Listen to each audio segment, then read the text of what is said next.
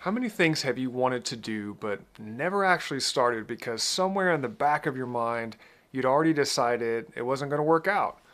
That crazy idea for a podcast with a friend, that big career change, or that fitness goal that you've always wanted to hit.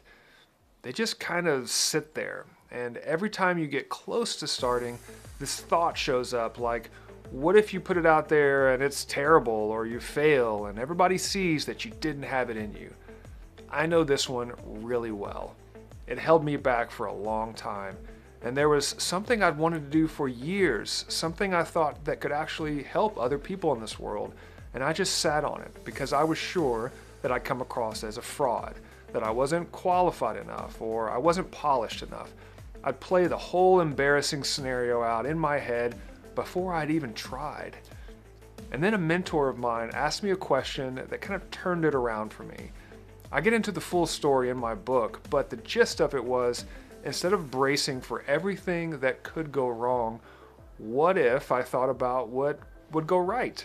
I know it's a very simple thing, but the part that helped me the most is that we treat failing like it says something about who we are as a person, but it really doesn't. It's just information. Every single person you look up to, whatever they're good at, they got there by being bad at it first, over and over, where no one was watching. They didn't actually avoid failing, they rather just kept using that failure over and over again to get better.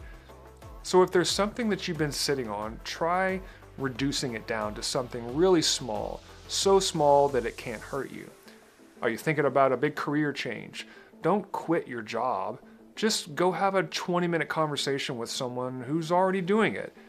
Do you have a really big, crazy business idea rattling around in your head? Well, don't go build the entire thing. Just put a one-page version in front of a handful of people and see what they say. Before you do it, decide ahead of time. All right, if this goes badly, what's the next really small task that I can do next? Because once you've got that, the worst case isn't this huge, scary thing anymore. It's just, okay, well, I'm going to move on to the next try. The thing that I had to learn the hard way is that failing really doesn't stick around. The regret of not trying does. I know that sounds cliche, but I've never once regretted trying something and having it not work. The stuff that I didn't try is what really stayed with me. This is the second video in my series on what I call the 8 excuse personas, or the stories we tell ourselves to stay frustrated and stuck. This one, the fear of failing, is the one that I think most of us are dealing with on a day-to-day basis without even realizing it. I get into all 8 personas and a 30-day plan for each of them in my book, The Excuse Index. So keep following along because the next persona might be the one that's really got you.